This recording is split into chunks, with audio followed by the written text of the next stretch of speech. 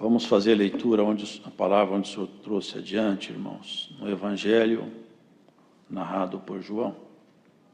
Evangelho segundo João, no capítulo 2. E ao terceiro dia fizeram-se umas bodas em Caná da Galileia, e estava ali a mãe de Jesus. E foi também convidado Jesus e seus discípulos para as bodas. E faltando vinho, a mãe de Jesus lhe disse: não tem vinho. Disse-lhe Jesus: mulher, que tenho eu contigo? Ainda não é chegada a minha hora. Sua mãe disse aos serventes: fazei tudo quanto ele vos disser. E estavam ali postas 6 talhas de pedra para as purificações dos judeus. Em cada uma cabiam 2 ou 3 almudes. Disse-lhe Jesus: enchei d'água essas talhas. E encheram-nas até em cima. E disse-lhes: tirai agora e levai ao mestre-sala. E levaram. E logo que o mestre-sala provou a água feita vinho, não sabendo de onde viera, se bem que o sabiam os serventes que tinham tirado a água, chamou o mestre-sala o esposo. E disse-lhe: todo homem põe primeiramente o vinho bom, e quando já tem bebido bem, então o inferior.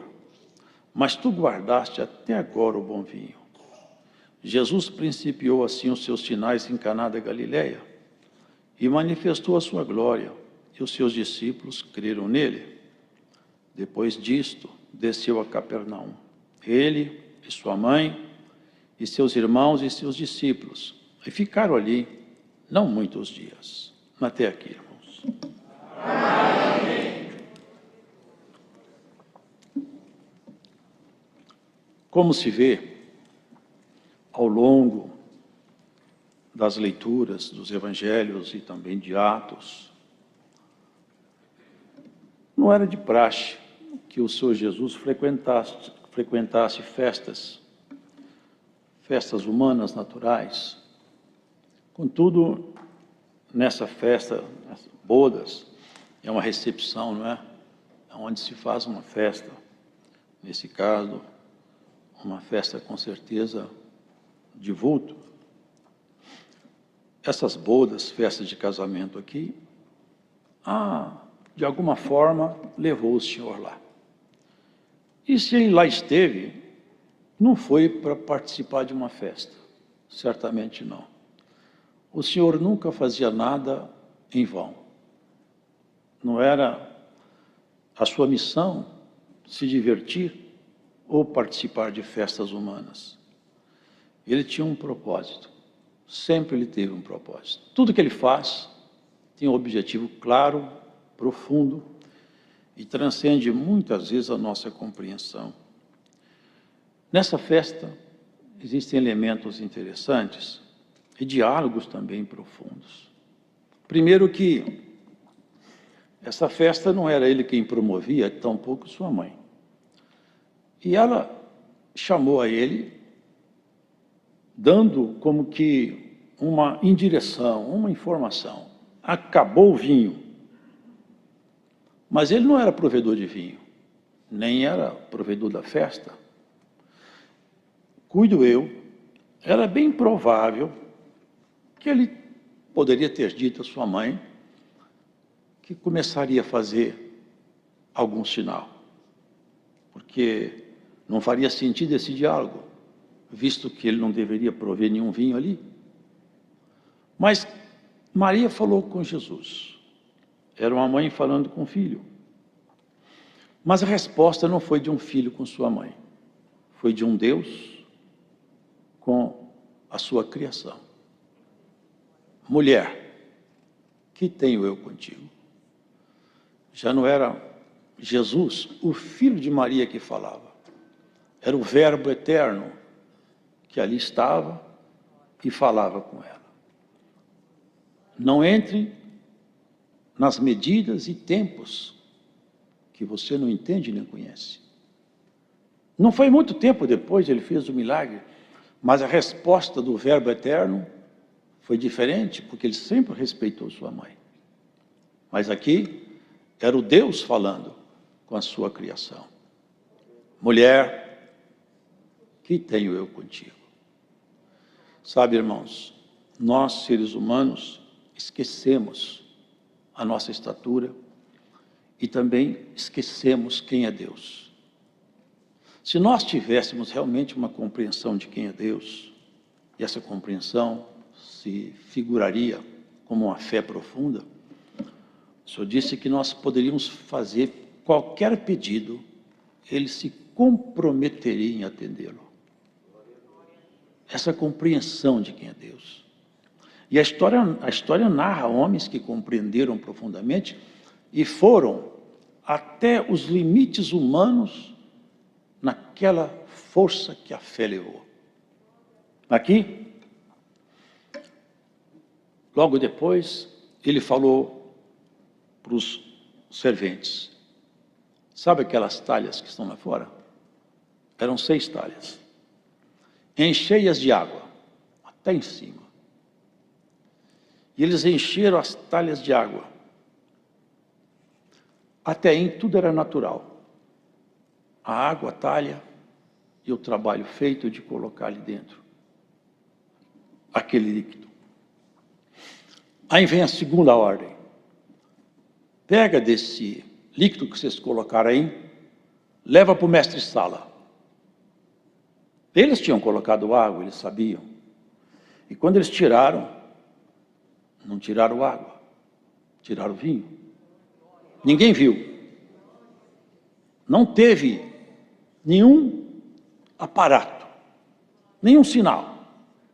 Apenas isso. Leva para o mestre-sala um pouco. Porque ali, a ordem de Cristo penetrou naqueles vasos e criou substância nova naquela substância. Elementos novos naqueles elementos. E o que era água só, tornou-se em vinho. Os irmãos, vejam que isso foi o primeiro milagre dele. E tem uma razão.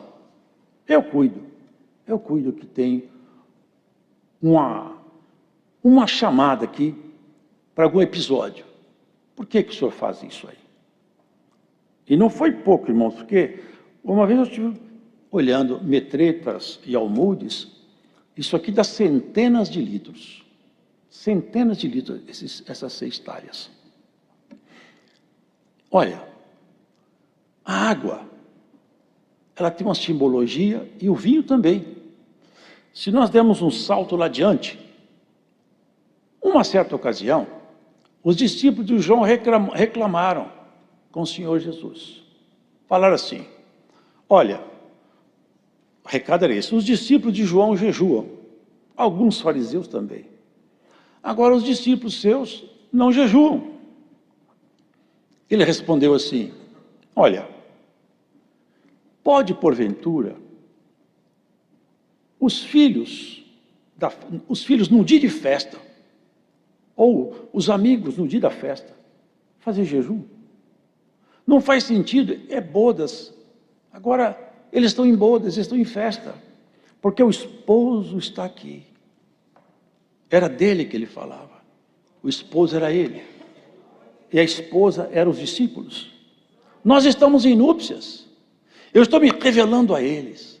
Eles estão me conhecendo. Eu estou transferindo o que é meu para ele. Eles estão aprendendo comigo.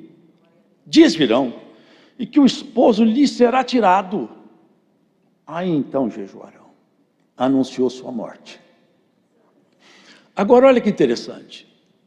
Não se deita vinho novo em odre velhos, porque se rompe o odre e se perde o vinho. O que ele estava dizendo? O odre é um vaso de couro.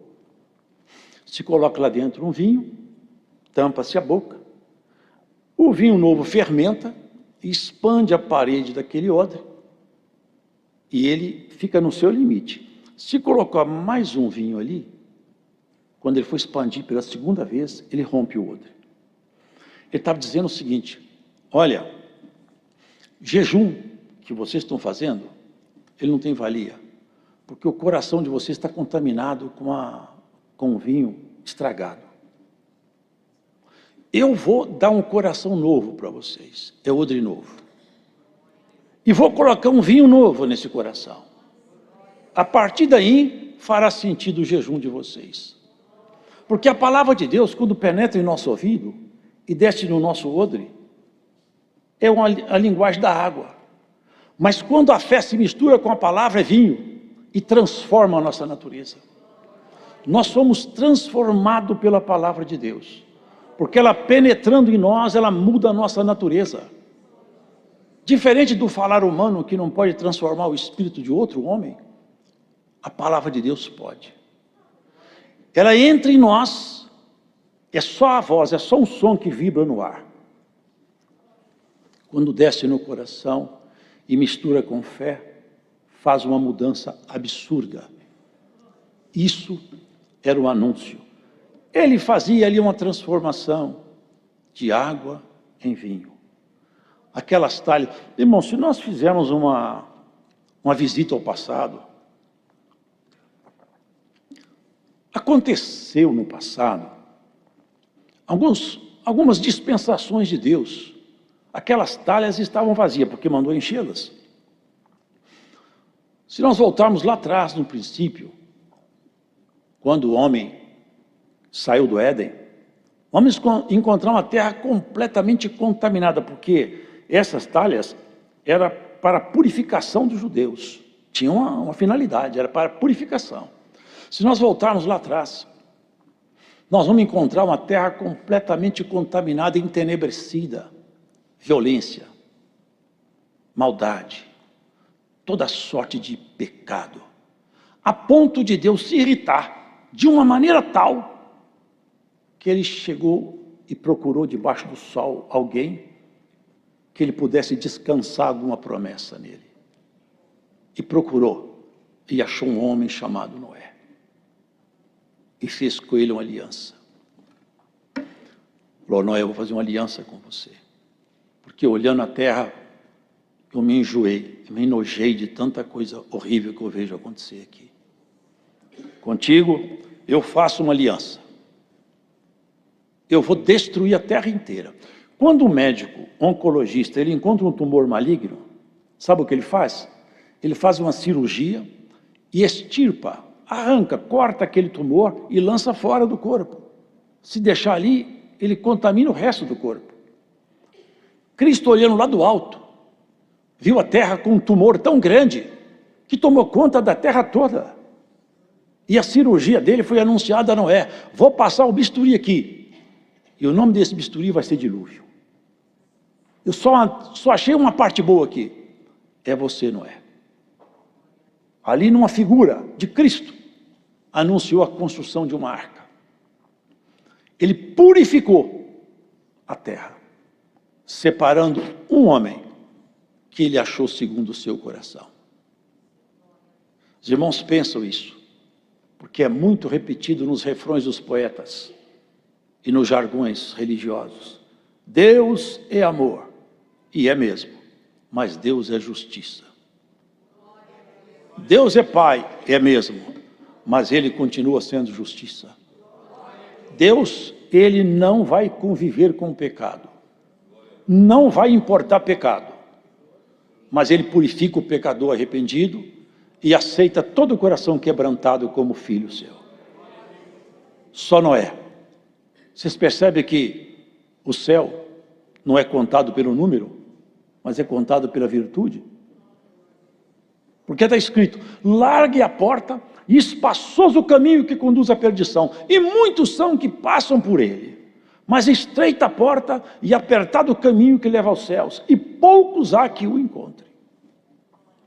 Dá graças a Deus, porque Deus, passando por você, achou seu coração inclinado a aceitar a sua palavra. Isso é uma virtude que vem de Deus, nos escolher. E a aceitação vem de nós. Porque se nós não aceitarmos, a escolha dele sobre nós fica infrutífera. Mas a terra seguiu. Os irmãos lembram? Adiante encontrou ele outro homem, que na terra de Ur, contaminada por idolatrias, carregada de coisas erradas, encontrou um outro homem e pôs ele em teste. Colocou aquele homem para chegar nos limites que um ser humano pode chegar. Falou com ele, Abraão, chamava Abrão, vou fazer com você um trato. E falou que ia abençoar a descendência dele.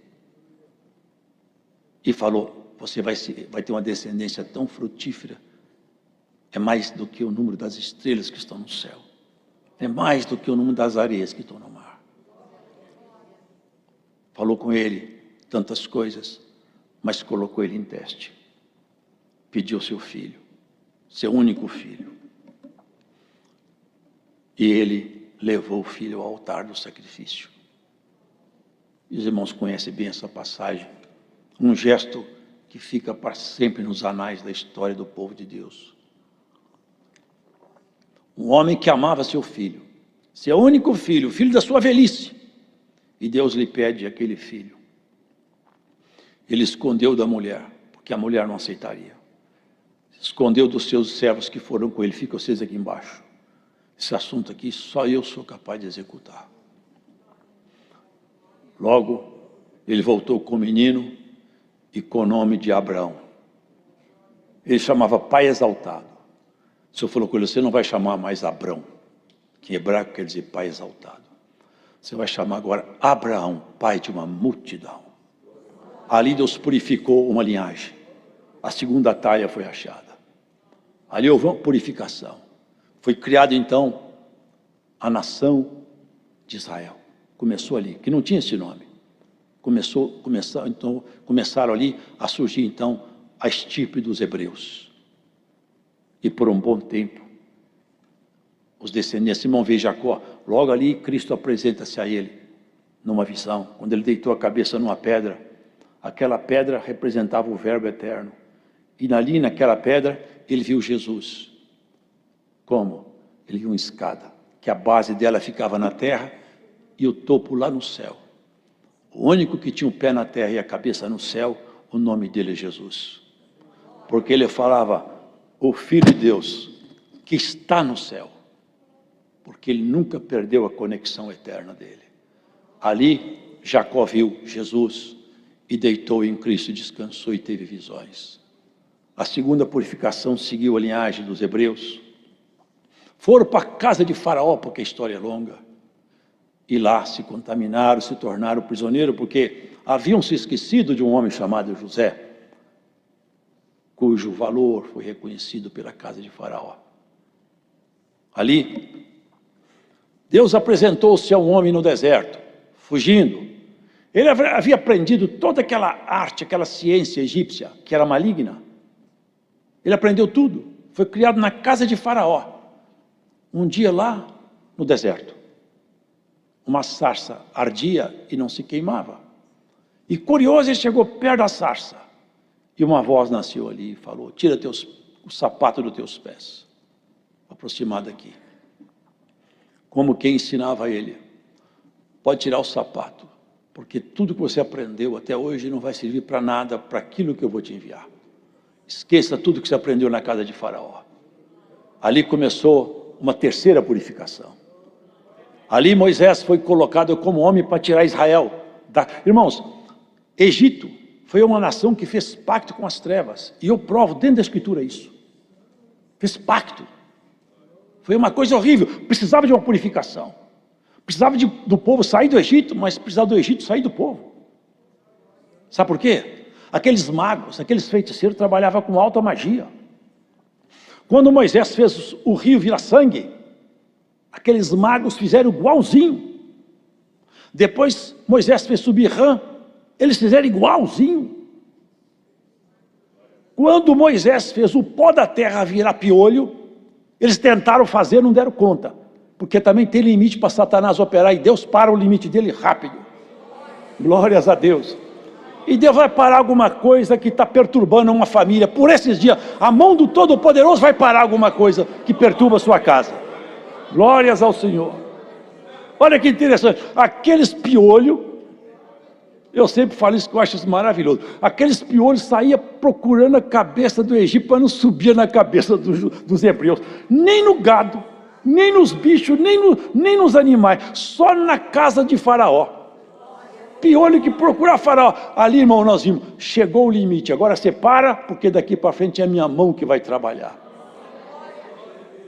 E Deus purificou de tal maneira que os principais oficiais egípcios foram varridos pelo mar que se fechou sobre eles e jogou todos eles lá na praia. Caiu carro, cavalo e cavaleiro. Israel começou uma jornada nova, 40 anos peregrinando. Irmãos, se nós vemos a história do povo de Deus, muitos momentos o Senhor falou assim, pera lá, eu vou interferir aqui, eu vou intervir aqui, eu vou intervir, é preciso eu intervir. E na sua vida, de vez em quando o Senhor fala, ei, eu vou intervir também. Eu vou dar uma mexida aí. Você está sentindo que Deus está mexendo na sua vida? Dá glória ao nome dEle. Ele tem autoridade para intervir. Ele pode. Se você geme um bocado, depois Ele te dá um remédio, você sara. E você sara e fica melhor. Porque depois do choro, o rosto fica mais limpo. Aleluia. Tem tempo de chorar e tem tempo de rir. O seu tempo de chorar está no alto, mas virá o tempo de você rir e também se aproxima. Logo, logo vem o tempo de você rir. Porque a tristeza dura uma noite, mas pela manhã vem a alegria. E o nome da sua manhã é Jesus. Já já Ele chega para te trazer alegria. Queridos irmãos, vocês vão ver como que o Senhor vai fazendo as intervenções pontuais dEle na terra, e Ele não pede opinião de ninguém, Ele não precisa de ajuda. Mas Ele pega o homem preparado, não que esteja preparado para toda obra, não, preparado assim, coração disposto. É quando alguém abre o coração. Vocês lembram de Isaías? O Senhor se apresentou lá no templo. Foi uma coisa terrível. Isaías percebeu, é o Senhor. E eu vou morrer. Porque eu ando falando tanta coisa feia. Eu aprendi tanta coisa feia. E eu vi o anjo do Senhor. O Senhor pegou um anjo e falou assim, pega aquela brasa lá no altar, pegou uma tenaz com a brasa acesa, esfregou na boca dele, limpou a boca dele. Aí o Senhor fez uma pergunta, a quem enviarei eu? A casa de Israel. O Senhor não mandou. A Isaías o Senhor perguntou, a quem enviarei eu? Isaías olhou e falou, bom, agora eu tomei coragem. Envia-me a mim. Foi o profeta que mais falou de Cristo, foi Isaías. É o que mais falou do Senhor. Parece que ele conhecia o Senhor, até a natureza física de Jesus. Falou, ele não tinha beleza, ele era feio, como a raiz de uma terra seca. Você já leu? Descreveu o Senhor, até no aspecto físico. Que coisa maravilhosa as intervenções do Senhor. Queridos, outra vez o povo descaiu. Aí os juízes atuaram. Ali, por um tempo, logo foi necessário aparecer uma outra intervenção. Os profetas. Samuel, aliás, Samuel marcou uma época, porque ele foi o primeiro profeta oficializado, digamos, porque outros homens profetizaram como Abraão, mas ele foi colocado como profeta, foi juiz e foi até sacerdote. Samuel foi um homem magnífico. E ali, irmãos, começou a era dos profetas. Outra vez, Israel pisando em falso. Porque, irmão, nós temos que ver a nossa própria história. Porque isso aqui aconteceu com o povo de Deus, mas nós temos que ver a nós. Será que também nós não estamos fazendo a mesma coisa? Será que nós não estamos tropeçando, igual aquele povo tropeçou? Tipo assim, aquele povo era cabeça dura. Será que nós não somos também? Será que nós não fazemos igual e não percebemos? Será que nós não precisamos do mesmo remédio às vezes? Olha, se amargou a garganta dos hebreus, cuida que amarga a sua também. Ora, se nós não dermos por divertido, podemos deixar de tomar remédio amargo. Mas se não, tomaremos, irmãos. Estava lá todo mundo com medo dos profetas de Baal. Eram 400. Um homem de Deus sozinho. Mas aquilo que foi dito, a fé, ardia no coração daquele homem. Ele falava, eu conheço o Senhor, sei quem é. Eu não ando confiado em mim, mas naquele que me colocou como profeta, eu deposito total confiança. Total. Você deposita no Senhor total confiança, nunca você vai ficar confundido. Pode te cercar como abelha, serão despedaçados. Ninguém te pegará na rede.